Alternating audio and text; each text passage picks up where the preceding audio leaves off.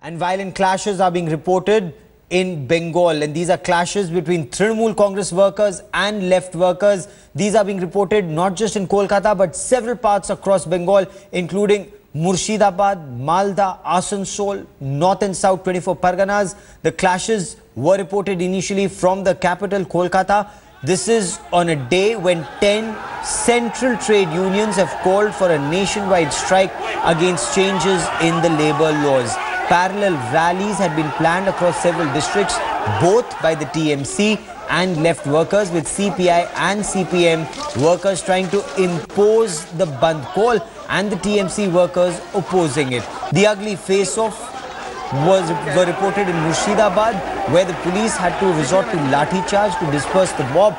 Clashes were reported in Asansol as well, where TMC workers and supporters who were opposing the strike were seen carrying hockey sticks. CPIM workers were also roaming the streets, forcing people to shut shops in North 24 Parganas. The police had to resort to lathi charge and trade union workers clashed with the local police. Rail and road transport severely affected. Several trade union workers have staged a protest on railway tracks. They've stopped auto rickshaws, buses and taxis from plying. People in Kolkata are facing a harrowing time in finding a vehicle and also understanding on whether and when to reach a destination. I'm standing at airport area where you see that the number of people, especially the passengers who've come from different parts of the city and of course the country, are waiting and having a harrowing time here. How difficult is it to get a vehicle now? You've been waiting for quite a long time now. I've been waiting for last 2 hours. I'm coming from Delhi, and you can see I'm with kids and with my mom, and no help. I asked for the cab from the airport authority, and they said, "Are you in line?" Like they are not giving priority to the wheelchair and the kids. How difficult is it? Do you feel that the strike that has been called by the trade unions across the country, is of any purpose now? No, I don't think so. I don't live here. I'm NRI. I'm coming from America, so I don't think so. It's very sick. I mean, I didn't like it. I hate it. A lot of problems, because there are families who are here with kids, but not only that, I mean, this airport area usually has those yellow taxis. Not even one single yellow taxi is seen. It's not just about one passenger. You see the other passengers there also having a harrowing time. They all have to call some private taxis, hire at multiple rates, very, very high rates, because there are no government vehicles, no private vehicles. Imagine the Chief Minister Mamata Banerjee had promised that there would be a lot of government vehicles plying on the streets. None are to be seen. There are buses which ply from the airport area. Not even single was found today. It's not just about airport area, but also across the state in Asansol area there has been complaints of a lot of fight and clashes between the CPIM and TMC. Besides that, there has been trouble in North 24 Parganas also, where trains have been stopped at various occasions. Long distance trains are facing a lot of difficulty in entering the state because they have been stopped at various locations, and of course the local trains are still not running on time. With camera person Tapas Berry, this is Manogya Loiwal in Kolkata for India Today.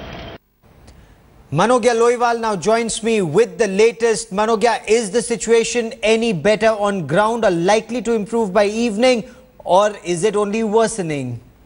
Well, it's worsening, and the situation has been beyond control now. It has already spiraled out of control. Remember, Chief Minister Mamata Banerjee had promised that the Transport Ministry will be working full-time. There will be enough buses on the roads, which are not there. And the clashes between CPIM and Trinamool Congress have been continuing as far as Murshidabad, Malda, West Bengal, other districts are concerned. Specific districts like Murshidabad, Malda, as well as Asansol, where we've seen a lot of CPIM and Trinamool Congress clashes. And the visuals that you see on your screens, where you have CPIM supporters blocking trains and buses at different points, and also ensuring that the people do not move out of houses. Most of the places they were forced to shut down their shops also, whereas Trinamool Congress has been campaigning for keeping the shops and the train flying regularly. This difference of opinion has finally resulted in clashes in different places, especially in Murshidabad, where we saw massive clashes between the two parties, and the police initially amused spectators and then resorting to lathi charge finally to control the situation. Okay, Manogya, initially there were reports that train services and interstate train services will not be affected. In fact, Gurudas Dasgupta of the AITUC was quoted as saying trains will be kept out, but workers descended on railway track and stopped trains from plying.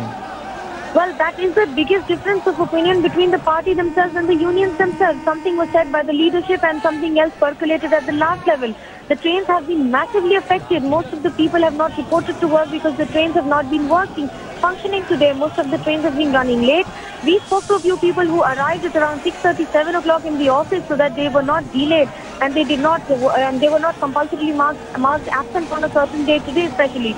You see the trains being stopped, not only the EMUs, the local trains here, but also the long distance trains, the interstate trains have been affected severely. And same goes with the city flying also. Besides metro rail, nothing has been functioning on the road, on the surface. As far as the number of vehicles are concerned, it has been extremely minimal. The number of vehicles on the streets has been minimal.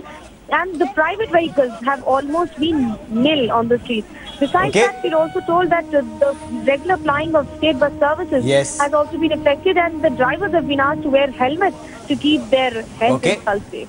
Manogya Loiwal, for the moment, many thanks for joining me.